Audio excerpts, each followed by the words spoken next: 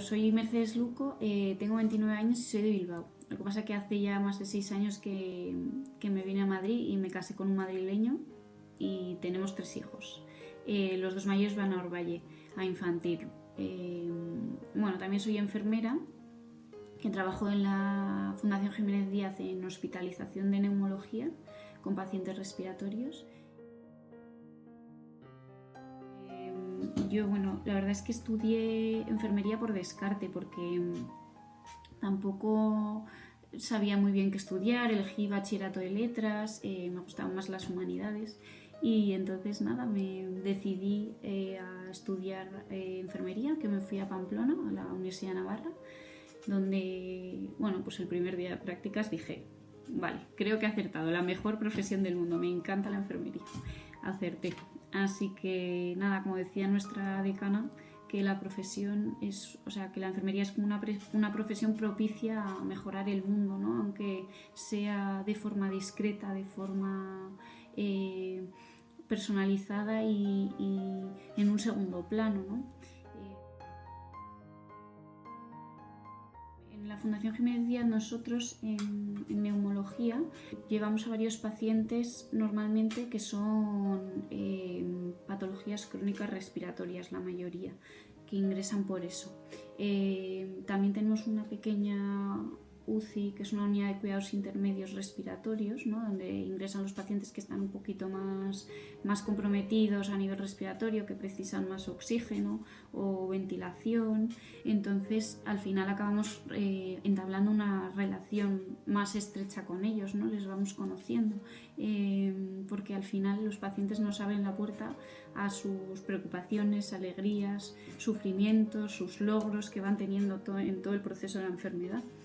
Entonces, bueno, nuestra labor ahí es estar, adelantarnos, ¿no? a las cosas que necesiten y sobre todo escucharles y apoyarles, ¿no? Claro, llega el coronavirus y ahora ¿qué pasa? Que nosotros nos preparamos, ¿no? En nuestra planta además nos preparan los primeros para recibir a los pacientes que estaban infectados con coronavirus. Nos enseñan a ponernos el equipo de protección, nos enseñan a qué pautas tenemos que tener a la hora de llegar a casa, de estar con la familia de forma que no se les infecte por si acaso. Bueno, tener como varias recomendaciones que iban cambiando a lo largo de los días, ¿no? Porque con el caos los protocolos iban cambiando todos los días hasta que se han establecido un poquito más y ajustado un poco más las cosas. Y llega un momento en el que el hospital entero ya es coronavirus, ¿no? Todos los pacientes que ingresan son coronavirus positivo. Pues claro, ya empezamos a tener una carga de trabajo muchísimo mayor, ya con un ritmo constante sin parar y claro, todas salimos ya agotadas del trabajo, con marcas en toda la cara por los equipos de protección, que incluso derrotadas, ¿no? Muchas veces, porque tenemos a pacientes que estaban muy malitos, que no sabíamos si al día siguiente los íbamos a encontrar, se los iban a llevar a la UBI con suerte o ya iban a fallecer. Entonces, pues al final toda esa carga, ¿no? de trabajo y de que nos va poquito a poco nos va minando un poco la moral, ¿no? Porque no veíamos un poco la luz al final del túnel e incluso, pues eso, también ver pacientes que están llevando la enfermedad sobre todo con muchísima ansiedad, ¿no? Porque están solos en el sentido de que no teniendo familia no están ahí para apoyarles, ¿no? Para estar con ellos. Gracias a las tecnologías, pues bueno, sí que es un poco más fácil todo, pero aún así, pero vamos, no es lo mismo. Bueno, ¿y cómo podemos aguantar todo este ritmo, ¿no?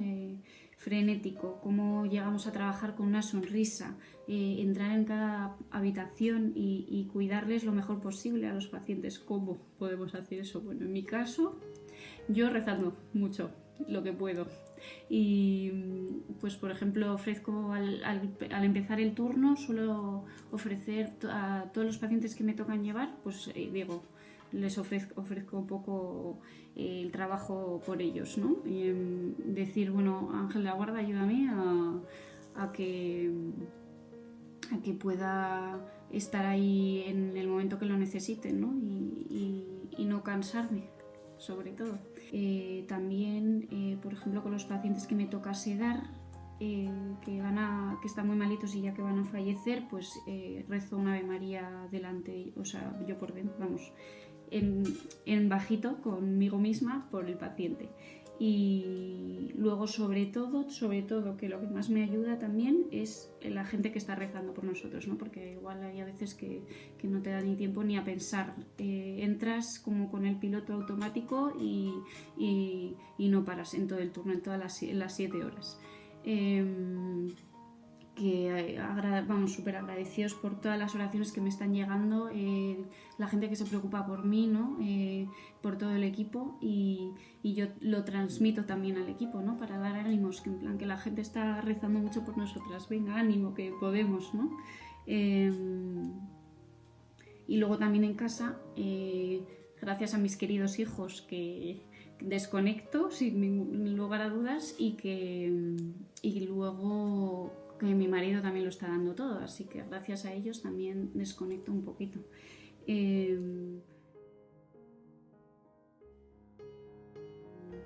Luego nosotras también, entre las compañeras, solemos hablar mucho, ¿no? Tenemos como un rato así, antes del turno y después del turno, pues en el que intentamos juntarnos un poco y compartir un poco las cargas, ¿no? Las penas que nos haya pasado en ese turno, o las alegrías, o un poco todo, ¿no? Pues el otro día una compañera mía, una enfermera, me decía, bueno, pues le había tocado justo esa semana seguido muchos pacientes suyos que les ha tenido que sedar, ¿no?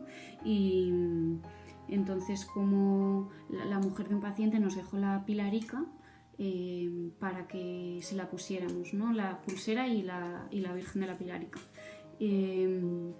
junto con la foto de su familia.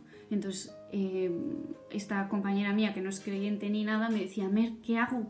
¿Qué hago con la pulsera? ¿Se la pongo en la muñeca? ¿La Virgen dónde se la pongo? ¿En la mesita? ¿No? Entonces, que esta compañera mía se quedó hasta que falleció el paciente al lado de la cama del paciente, con el médico, los dos juntos, sujetándole la mano hasta que al final el paciente falleció. Entonces, bueno, que sepáis que la gente, la verdad, que lo está trabajando muy duro y con muchísima solidaridad, muchísima empatía, muchísimo, todo, lo están dando todo. Así que seguid rezando por nosotros para que aguantemos sobre todo el ritmo. Nosotros además en nuestra planta sí que lo estamos viviendo como de forma, es bastante especial porque la estamos viviendo de forma muy intensa. En neumología, en nuestro caso, tenemos a los pacientes que están muy malitos, que van a ir a la UBI o que la UBI no puede asumir o no les puede atender por varios criterios médicos que ahí no me meto, que ahí ya rezar mucho por los médicos porque están tomando muchas decisiones muy difíciles también, y luego sobre todo también a los pacientes que vienen de la UBI. Entonces estamos viendo a los dos, los muy malitos y luego los pacientes que están saliendo ya de la UBI, los primeros ingresados por coronavirus ya nos están saliendo, ¿no? Y los pobrecitos, la verdad que todo un logro salir de la UBI, pero vienen un poquito alterados, ¿no? Les cuesta un poco orientarse, les cuesta un poquito centrarse los primeros días, ¿no?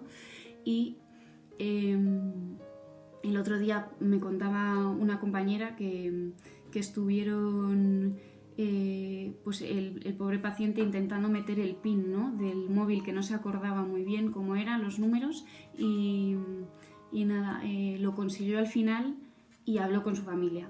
Primera vez que habla con su familia después de 20 días y estando nosotras presentes. Entonces, para nosotras nos vamos a casa, vamos, eso es un logro, un pequeño logro ya, vamos, que nos ayuda a llegar a casa un poco con más ánimo, ¿no? Y luego, sobre todo, que a los pacientes eso les ayuda muchísimo, les da muchísima esperanza, muchísimo ánimo, ¿no? Sabiendo que la familia les está esperando allí, en casa. Y nada, bueno, la verdad que están saliendo también muchas iniciativas muy interesantes, ¿no? Una paciente, con el tema de las cartas anónimas, no sé si habréis escrito alguna a los hospitales o había varios mails que han rulado por WhatsApp vamos, que en nuestro hospital todas las mañanas repartimos cartas anónimas, ¿eh? Las imprimimos y las repartimos. Y teníamos una paciente muy graciosa que se las guardaba porque decía: cuando llegue a casa mi hijo me ha dicho que todas las cartas que tengan móvil o dirección email les vamos a contestar para darles las gracias por todo el ánimo y la compañía que me han dado estas cartas, ¿no? Entonces, eso a muchos pacientes sí que les ayuda muchísimo, ¿no? El saber que la gente les está esperando fuera o que un desconocido simplemente se acuerda de ellos. Y eso, así que nada, yo transmitiros mucho ánimo también en vuestro confinamiento.